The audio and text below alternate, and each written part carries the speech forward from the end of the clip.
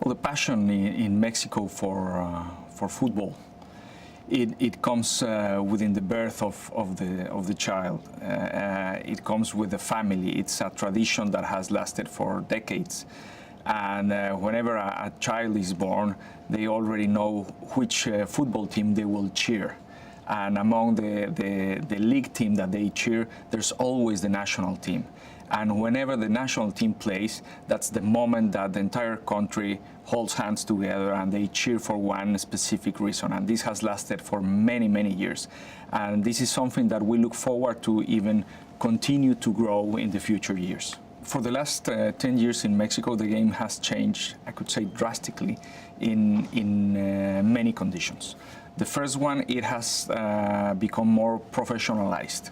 The league, the Mexican Federation, they are professional organizations that they make decisions for the benefit of the industry.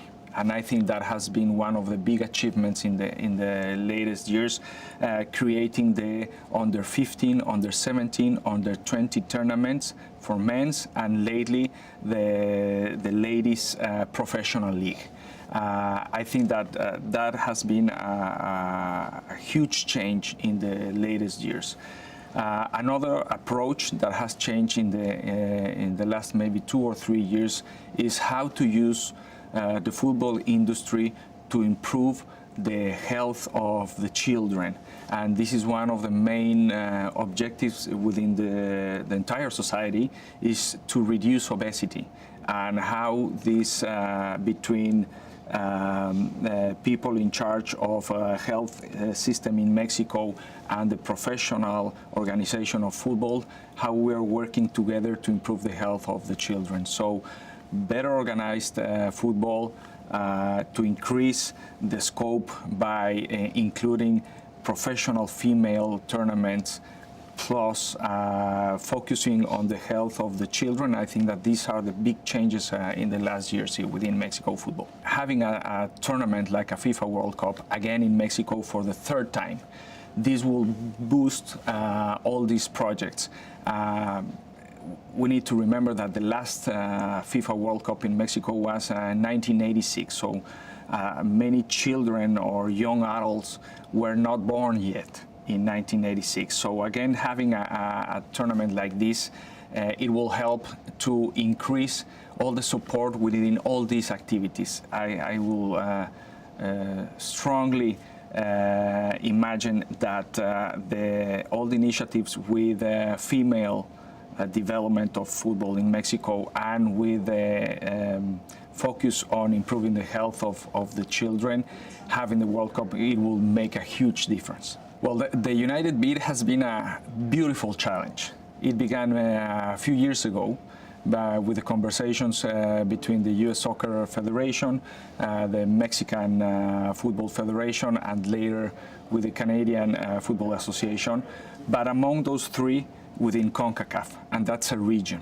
And then in this process, we learned that we all be better prepared to deliver the best tournament possible if we do, if we join these efforts and if we do it together. And it was a nice process, because then we need to understand what part can provide each of the countries, each of the members associations from CONCACAF, with the support of CONCACAF president and the three member association presidents. We try to build which will be the best structure possible to deliver the tournament. And we strongly believe that having three countries, three member associations with the infrastructure, not only of football, but like in the States with the NFL infrastructure, with the MLS infrastructure, with other stadiums in Canada and in Mexico, we do have the adequate infrastructure to deliver the best tournament possible, much better than if we do it one of the countries by ourselves. At the end, I am sure that this is an effort that has been a result of the relation of three communities for many, many years. This is not something that it is for lately 2015 or 2016 when we began the talks of bringing this bid together. I think this is the relation of three countries, of three communities, three societies that we have grown together for many, many years. And I cannot imagine North America without being able to deliver something together between Canada, the US, and Mexico. And I am happy to be part of this.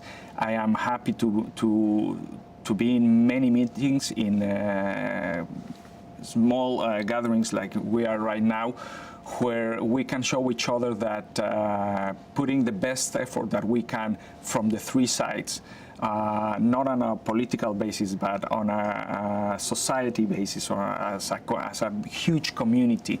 We are thinking that these three communities together, we can reach around 550 million people for the 2026 period. So we are sure that with the support of all these communities, of the three communities, we can deliver the best World Cup possible. It is very important to understand FIFA requirements for a tournament like the one that we are preparing the bid for. This is a new tournament with 48 national teams, with 80 matches, and with a lot of new requirements, not only on stadiums, but also in accommodations, in training sites, in team-based camps, in transport. So there's understanding the entire set of requirements and bringing that into practice on the amount of matches, on the amount of cities that they could handle these FIFA requirements. You can believe me that in order to host 10 matches, and I'm speaking for Mexico now, in order to host 10 matches, it is a tremendous effort. It is a tremendous effort that we can compromise now with the infrastructure that we have now, with the airports, with the hotels, with the hospitals, and with the stadiums, with the capacity of the stadiums, and with the technology invested in the stadiums that we have now. We can compromise with three venues that could make the standards that FIFA is requiring right now. Trying to think that we could host more than 10 matches or more venues, it will become a risk, not only for the Mexican Federation as a member association, but for the country and for the community. And we believe that we should compromise with whatever resources we have now, and don't compromise with future resources that should be developed for schools, hospitals, roads, anything that is not related to football. We should compromise our resources, and that's why we believe, and we are extremely happy to have the opportunity to host 10 matches.